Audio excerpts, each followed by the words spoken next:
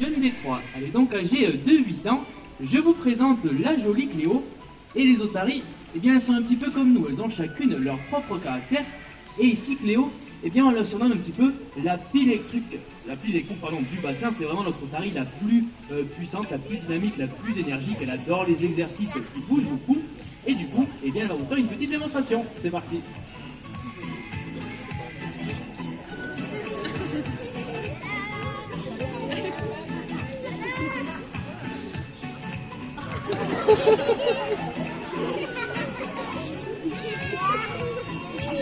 Et on peut l'applaudir bien fort, Cléo. Allez, on accueille notre deuxième otarie. Donc elle est âgée de 9 ans, donc elle a un an de plus que la petite Cléo. Je vous présente Nelly. Alors Nelly, ça va être notre otarie la plus timide, la plus réservée. Donc il faut parfois prendre un petit peu plus de temps avec elle sur certains exercices afin qu'elle se sente en totale confiance. À côté de ça, Nelly est une otarie qui est très puissante et très dynamique, donc petite démonstration.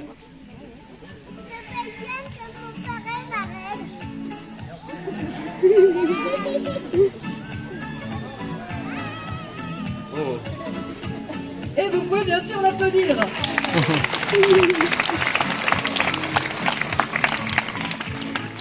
Allez, on accueille notre dernière otarie. Donc elle aussi, elle est âgée de 9 ans et c'est d'ailleurs la demi-sœur de Nelly. Donc elles ont le même papa, elles sont arrivées en même temps au parc.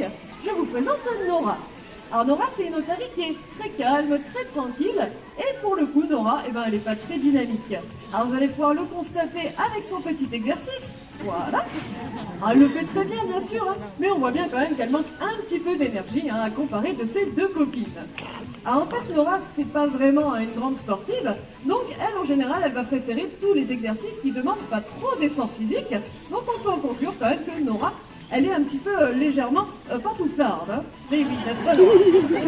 Mais c'est ce qui fait tout son charme, hein, bien sûr, donc vous pouvez aussi l'applaudir.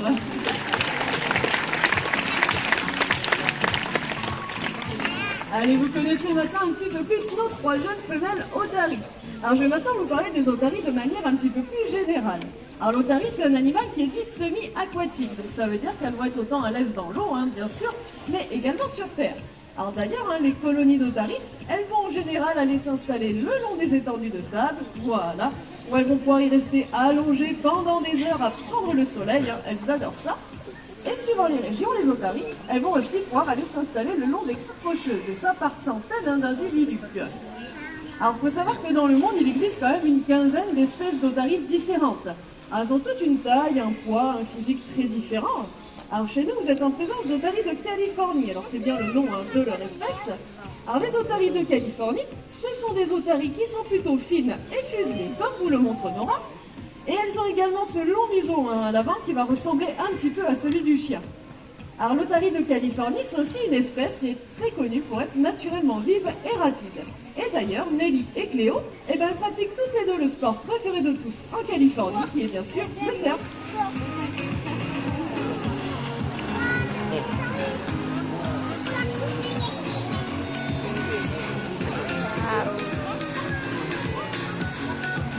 Et on peut bien sûr les applaudir toutes les deux.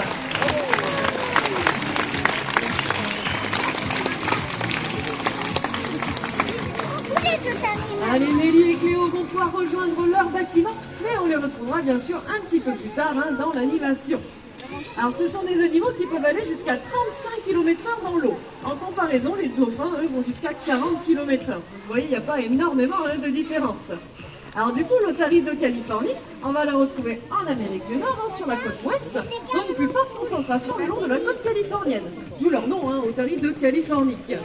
Alors on va les retrouver sur les bancs de sable, les côtes rocheuses, mais pas seulement. Il faut savoir qu'en Californie, les otaries, elles ont surtout pris l'habitude d'envahir littéralement les ports de pêche. Alors, elles vont en général aller s'installer par centaines hein, sur les pontons, qui finissent d'ailleurs bien souvent par s'effondrer sous leur poids, n'est-ce pas Nora? Eh oui, parce qu'une centaine d'otaries, ça fait quand même beaucoup, quoi. Alors les habitants là-bas apprécient pas vraiment hein, la présence des otaries dans les ports de pêche, hein, c'est normal, ce sont quand même des animaux qui sont assez destructeurs, mais également très bruyants.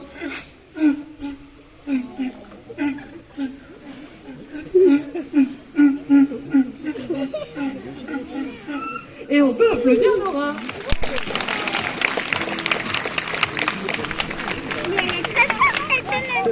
Alors le problème, c'est qu'elles sont surtout très intelligentes, hein. Donc une fois qu'elles se sont installées quelque part, il est quasiment impossible de les faire partir. Alors elles sont aussi dotées d'un très bon sens de l'observation. Donc en Californie toujours, les otaries ont très vite compris que lorsque les bateaux partaient en mer, c'était pour aller chercher du poisson. Et étant donné qu'elles sont encore une fois très malines, elles ont vite pris l'habitude de suivre les bateaux afin de pouvoir profiter plus facilement de leur site de pêche.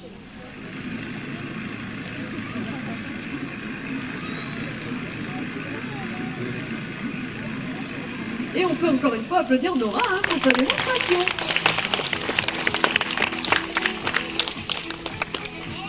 Alors en effet, elles sont très malines les otaries. Alors pour celles qui n'auraient pas envie de suivre les bateaux, elles vont tout simplement rester toute la journée sur les pontons à attendre le retour des pêcheurs.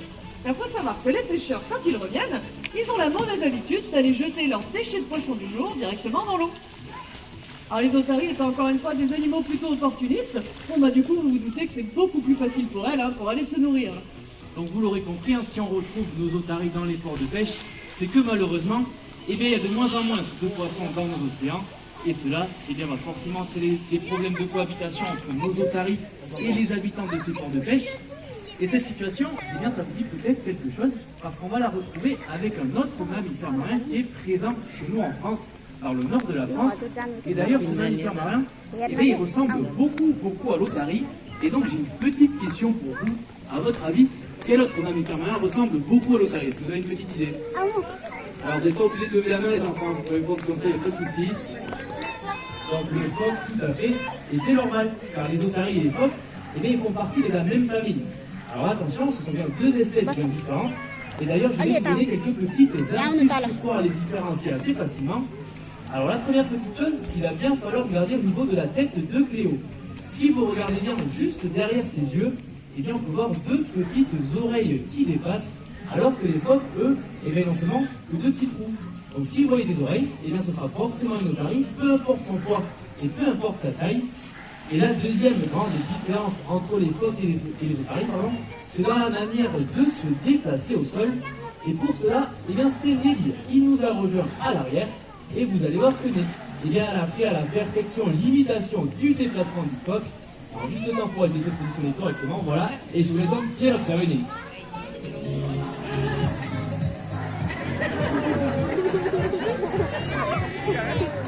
Et elle le fait très bien, on peut l'applaudir bien fort à Nelly. Donc voilà les phoques et les otaries, ils ne vont pas du tout se déplacer de la même manière sur le sol. En fait, les otaries, elles vont pouvoir marcher et même courir, et ce, jusqu'à 15 km/h. Et cela est dû à leur grande nageoire avant. Voilà, que vous montre la jolie Cléo, on peut applaudir tout à fait. Alors, leur nageoire à l'avant, nos otaries, qui vient composée d'une nerf, d'un coude et d'une épaule.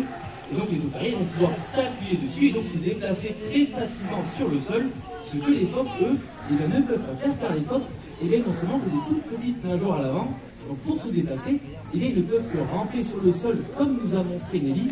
Et c'est toujours Nelly à l'arrière qui va également nous montrer comment les otaries peuvent venir se mettre sur leurs quatre nageoires.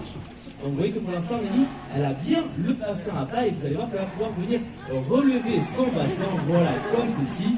Et donc pouvoir se mettre sur ces quatre nageoires et donc pouvoir se déplacer très facilement sur le sol.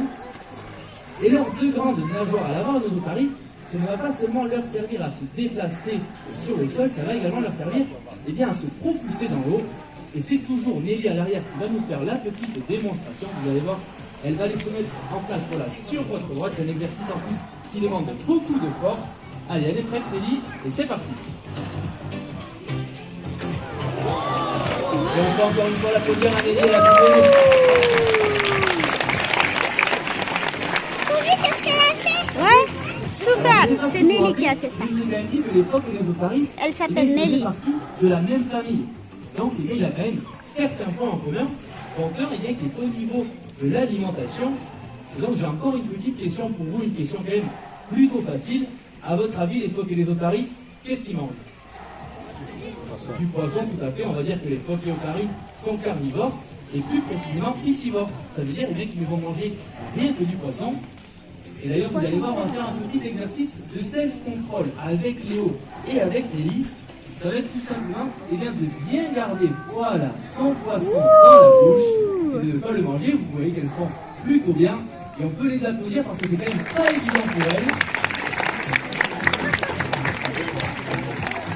Là, ce sont des animaux qui sont naturellement courantes, donc là, elles sont bien concentrées et en fait elles attendent le petit signal pour pouvoir manger leur poisson. Je pense qu'on va pouvoir leur donner, elles le font très très bien, voilà. Et je ne sais pas si vous avez remarqué, mais nos otaries, elles ne vont pas venir le mâcher le poisson, elles vont venir le gober directement. Alors pourtant je vous ai bien dit que les otaries étaient bien des carnivores, donc eh bien elles ont bien une mâchoire de carnivore. Voici la jolie dentition de Cléo et de Nelly. Et donc ces dents, eh bien ça ne va pas servir à mâcher le poisson, ça va surtout servir eh bien, à l'attraper, mais ça va surtout leur servir eh bien, à se défendre contre leurs prédateurs. Et en parlant de prédateurs, Cléo, qui est resté avec moi sur votre droite, va vous faire une petite imitation de l'un des prédateurs principaux des otaries. Je vous laisse donc bien observer Cléo.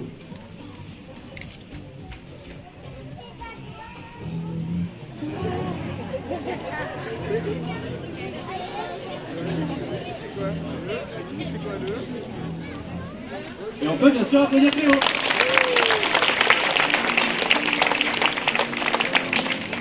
Allez, une petite question facile du coup. À votre avis, quel animal Cléo a-t-elle imité? Le requin, tout à fait. Un requin qui fait partie des prédateurs principaux des otaries. Mais il y a également un deuxième prédateur qui est très connu. À votre avis, lequel? L'orque, c'est bien ça, c'est bien l'orque. Et sur Terre, il y a aussi le coyote. Alors le coyote, c'est une espèce de grand chien qui va aller chasser les petits des otaries directement sur les plages. Alors une chose est sûre, c'est que le requin ou l'orque, c'est pas vraiment le problème numéro 1 des otaries en ce moment. Elles sont touchées par une menace qui est bien plus compliquée, qui touche tous les animaux d'ailleurs, qu'ils soient terrestres ou aquatiques. Alors est-ce que vous savez de quoi je parle?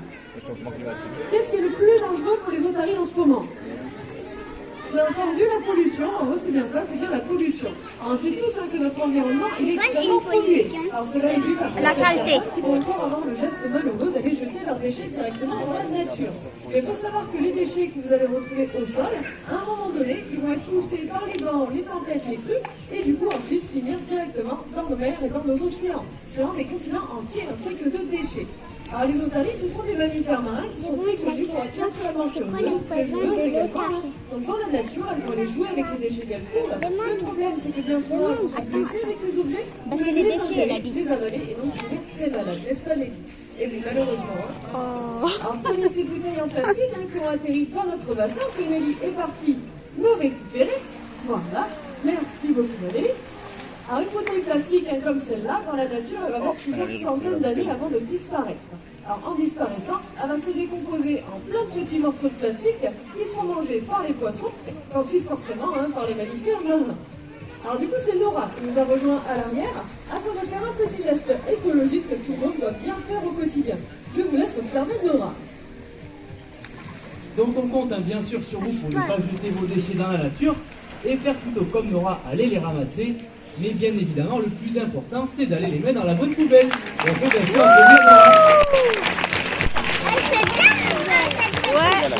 Ils sont très intelligents.